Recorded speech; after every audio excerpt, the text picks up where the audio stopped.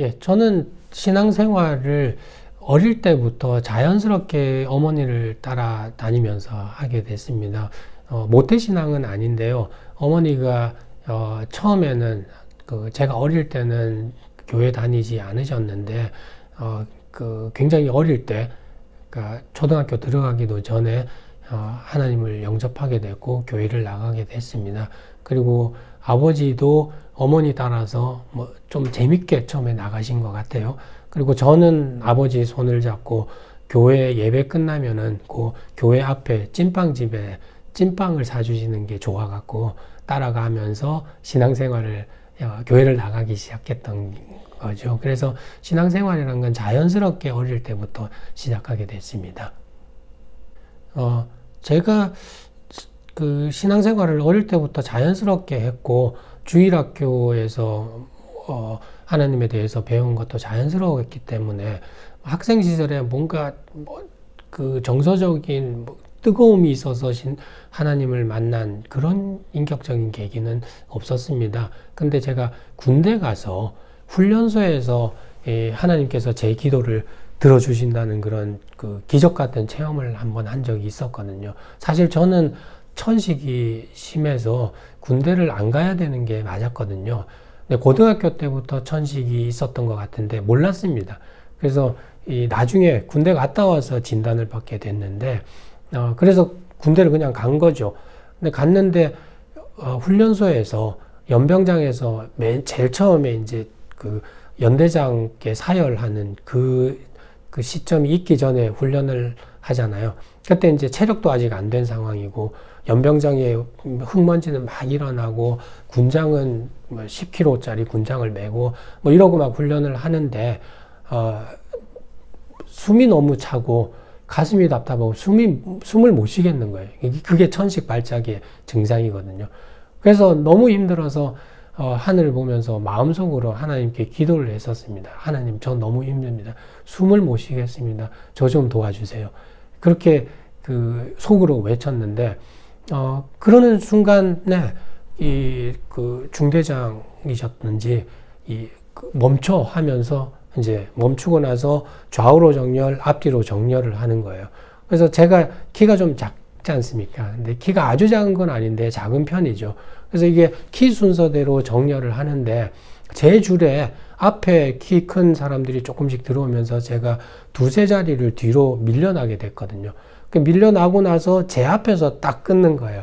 그러니까 여기까지 하면서 그 앞에는 이 사열을 해야 되는 그 정렬로 딱 맞추고 제 줄부터 열회 하면서 그 청소를 하는 거죠. 그래서 연병장에서는 벗어나고 흙먼지에서 벗어나고 청소는 했습니다만은 그렇게 힘들지 않고 이러면서 호흡이 돌아왔어요. 그러면서 하나님이 제 기도를 들어주시는구나.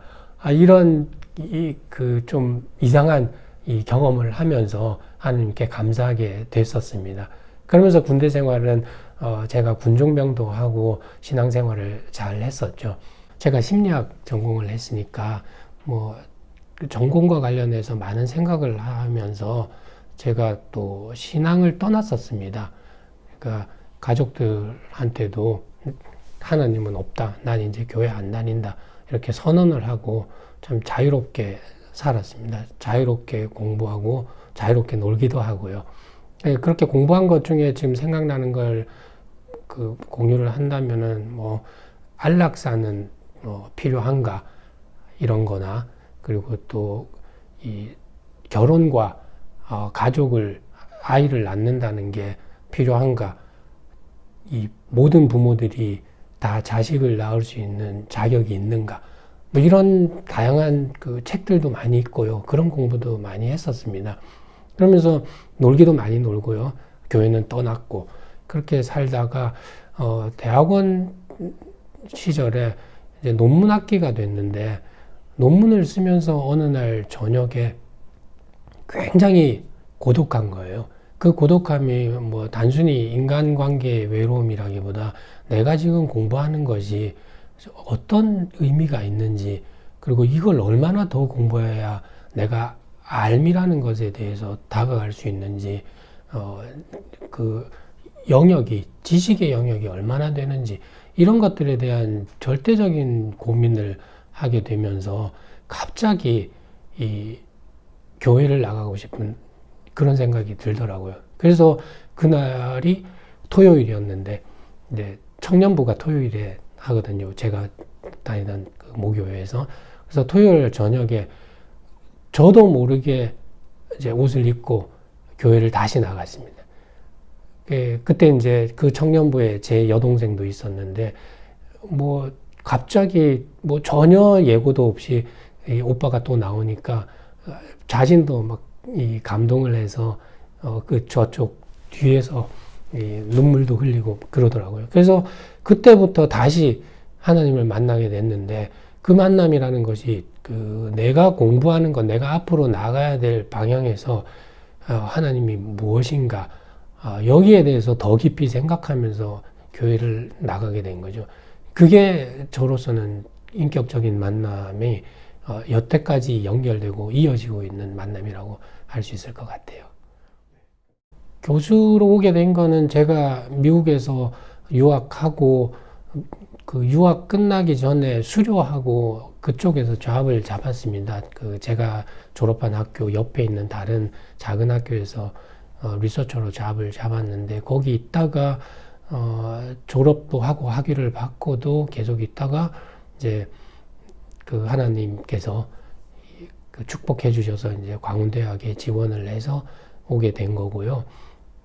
그리고 와서 이거는 뭐 특별히 광운대학에서의 보람이라기보다는 제 교수로서의 제 보람이라 할 수도 있는데요.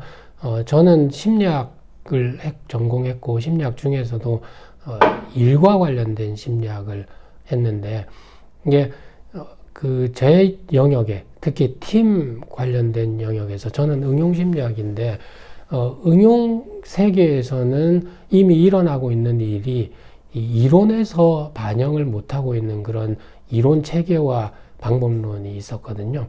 그것의 그 새로운 접근법을 제가 유학 중에 공부를 했고 학위도 그걸로 했었고요. 그래서 돌아와서 보니까 아직까지 우리나라에는 별로 알지 못하고 적용이 안 된 부분이었습니다. 그래서 그 부분을 이제 제가 논문으로도 공유를 하고 이러니까 다른 학교들에서 알고 싶어 해서 사실 전국적으로 다니면서 그 이론과 방법론에 대해서 워크숍을 했었거든요. 그러면서 제가 공부한 것들을 우리나라에 퍼뜨리게 됐고, 지금은 그 방법론이 팀과 관련된 방법론인데요. 뭐 더 말씀드리면 너무 전문적인 것 같아서 그런 방법론이 이제는 거의 제 전공 영역에서는 일반적으로 적용되고 있습니다. 그래서 그런 부분에서 제가 그 학자로서 한국에 새로운 이론과 방법론을 퍼뜨린 것, 이게 제가 생각해 보면 제일 보람이 있었던 일입니다. 우리 광운대 학생들은 제가 느끼기에는 굉장히 겸손하고 그리고 자신이 뭔가를 더 해야 된다는 그런 생각들이 있는 것 같아요. 우리 학생들은 굉장히 겸손한 것 같아요. 그리고 교수님들한테도 배우려는 자세가 많이 되어 있는 것 같습니다. 그래서 그걸 제가 느끼면서 학생들한테 조금 더 그 따뜻하게 다가가서 자신의 능력을 발휘할 수 있는 계기를 주면은 그 다음부터는 점점 더 좋아지는 것 같아요. 그래서 전 몇 번 우리 학생들, 제자들한테 경험을 한 것이 그들한테 조금 좋은, 그러니까 조금 더 일반적인 것보다 좋은 그 취업의 기회를 제가 찾아서 좀 연결해 주면은 그 다음에는 그걸 계기로 해서 그 직장에 가면은 겸손하게 일을 하고 또 그 상사들한테도 잘 대하고 이러는 것 같아요. 그러다 보니까 직장에서도 인정을 받고, 그래서 점점 좋은 경력을 밟아가는 학생들을, 제자들을 몇 번 봤거든요. 그래서 그런 경험이 저한테는 참 좋았고, 그게 믿는 사람이든 아니든 광운대 교수로 학생들한테 조금 더 적극적으로 기회를 주면 더 자신의 잠재력을 발현하는 그런 것들이 저는 참 좋은 경험이었습니다. 이 제가 심리학을 하다 보니까 저는 이 책도 많이 보게 되는데 신앙과 관련된 책들도 다소 신학적인 책들 이런 책을 좀 좋아했던 것 같아요. 계속해서. 그래서 정서적으로 터치하는 그런 감동적인 책보다는 생각하는 즐거움을 주고 하나님을 알아가는 그런 책들을 많이 좋아했었습니다. 근데 그거와 조금 다른 책이 제가 오늘 인터뷰를 준비하면서 한번 생각해 봤던 책인데요. 이 책입니다. 사실 여기 서가에 원래 있었던 책이거든요. 팀 켈러 목사님의 이 일과 영성이라는 책입니다. 근데 이 책이 저는 그 심리학 중에서도 일하는 사람들에 대해서 공부하는 심리학자이고요. 요즘 심리학이 이 영성으로 조금 확대를 하고 있습니다. 조직 심리학이. 근데 그게 어떤 면에서는 기독교인 심리학자가 영역을 확대해 나가는 면으로 좋은 것으로 볼 수도 있는데, 또 한편으로는 하나님을 영접하지 않은 학자들이 심리학의 영역을 좀 오만하게 넓혀가는 그런 우려스러움도 좀 있습니다. 근데 이 책은 제가 처음에 일과 영성이라는 제목을 보고 참 좋아서 읽기 시작했는데, 이 책에서 보면 이 팀 켈러 목사님이 누굽니까? 반지의 제왕을 지었던 이 소설가의 다른 소설, 이 니글의 이파리라는 소설을 먼저 소개하면서 시작하거든요. 그 얘기를 먼저 좀 해드리면은, 이 니글이라는 화가가 있었는데, 이 화가가 굉장히 아름다운 큰 나무가 있는 풍경을 상상을 하고, 그 풍경을 자기가 그리기로 마음을 먹은 거예요. 그리고 그립니다. 근데 그리는데, 나무에 작은 이파리 하나, 그거를 굉장히 세밀하게 그리고, 그 위에는 이슬도 아주 정교하게 그리고 이러면서 진도가 안 나가는 거예요. 근데 이 니글이라는 사람의 이 니글이라는 이름 자체가 그 사소한, 시시콜콜한 이런 뜻이잖아요. 그렇듯이 굉장히 섬세하게, 너무 세세하게 그리다 보니까 자기가 원래 생각했던 그 그림대로 나가지가 않는 거죠. 저 진도가. 거기다가 또 하나 문제가, 그림을 그리고 있으면 옆에 이웃이 자꾸 뭘 좀 도와달라, 뭐 이 물건 좀 날라달라, 뭐 이런 일들을 요청을 하니까, 그런 것들을 도와주다 보니까 자기 본업을 잘 못하는 겁니다. 그래서 그림은 조금밖에 진척이 못된 상황에서 어느 날 큰 병에 걸려요. 근데 큰 병에 걸리고 죽음의 사자가 자기한테 옵니다. 근데 이 사람은 난 아직 이 그림을 완성도 못했습니다. 그러면서 아직 시간이 안 됐습니다. 그러면서 엉엉 울면서 호소를 하는데 죽음의 사자가 데려가요. 그래서 이 그림은 미완성이 됐고, 그 미완성이 된 상태의 그림이 어느 전시관에 가 있지만 일반 사람들이 별로 관심도 안 갖는 그런 그림이 돼버린 거죠. 근데 그걸로 얘기가 끝나는 게 아니라 하늘나라로 니글이 갑니다. 근데 하늘나라로 가면서도 자기는 세상에서 별로 큰 업적을 남기지도 못해서 하나님을 어떻게 만나나 마음이 굉장히 부담스러운데, 하늘에 가보니까 자기가 원래 계획했던 그 큰 그림이 생생하게 실제하면서 화려하게 멋지게 있는 거죠. 예, 그런 그림을 보면서 세상 사람들은 아직까지 이 니글이 미완성으로 초라하게 되어 있다고 생각하지만, 하늘에서는 자기가 소망했었던 그 소명을 이루었다라는 그런 소설을 소개하면서 시작을 합니다. 그래서 이 팀 켈러 목사님이 얘기하는 게, 전반부에서는 이 책이 일하는 사람들이 갖는 그 힘든 경험들, 그런 경험들이 다 나옵니다. 그게 이제 심리학에서 얘기하는 것들이거든요. 일의 성과가 나오지 않는다던가, 또는 자기의 능력 부족으로 힘들어 한다던가, 또는 일 중독으로 일에 매몰돼 있다던가, 이런 것들이 있는데, 후반부에서는 그 일이 소명이 되는, 그 콜링이 돼서 일이 얼마나 하나님이 주신 것인가, 그리고 그것에 대해서 어떻게 이 복음으로 생각해야 되는가 이런 것들을 보여줍니다. 그래서 일의 삶과 이 신앙생활이 이분법적으로 되어 있는 것이 아니라 일 자체가 하나님이 주신 일반 은총이라는 것.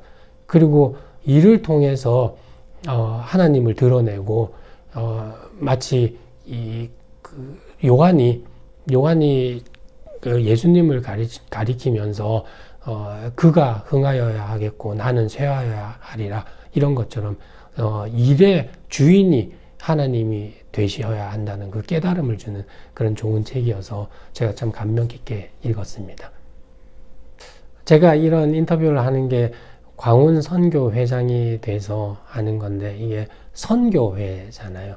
선교회라는 거는 이 캠퍼스에서 선교를 하는 건데 그 선교의 가장 핵심적이고 1차적인 대상이 우리 학생들이 되어야 되는데 제가 대학 다닐 때나 과거와 비교할 때는 우리 캠퍼스의 학생들이 참 하나님을 모르고 다니고 있다는 느낌이 들고요. 통계적으로도 그게 보여지고 그런 것 같습니다.